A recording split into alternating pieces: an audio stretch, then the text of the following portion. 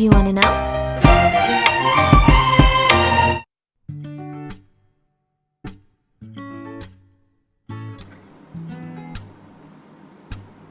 So our ingredients for our shrimps with broccoli are shrimps, garlic and spring onion, soy sauce and sesame oil, cornstarch,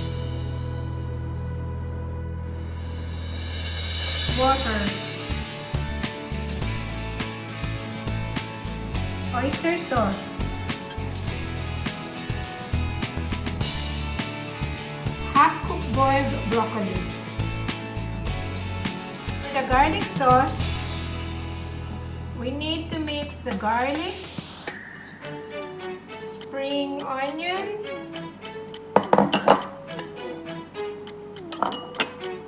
sesame oil,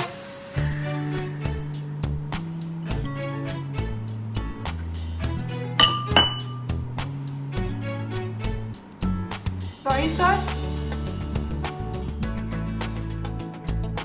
add oyster sauce,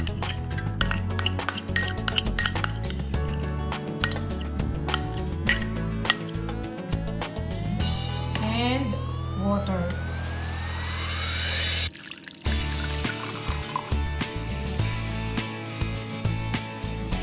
And cornstarch.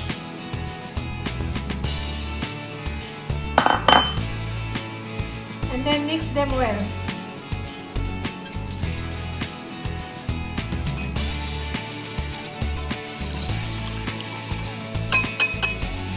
And then set aside.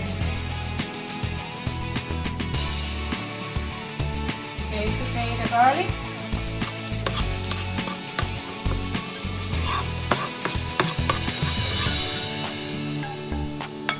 And then the shrimps. And cook it for about 2 minutes.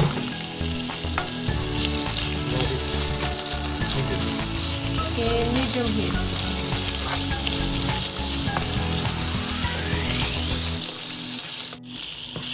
Okay, once it's ready pinkish, you can now add the broccoli.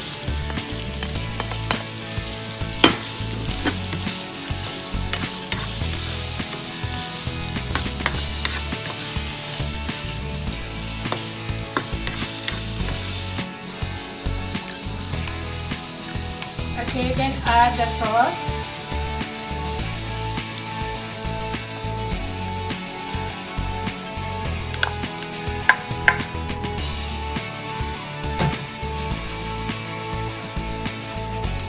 Okay, now the water is reduced.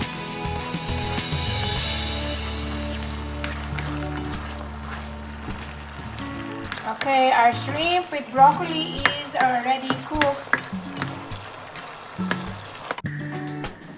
Shrimp with broccoli. Kain tayo!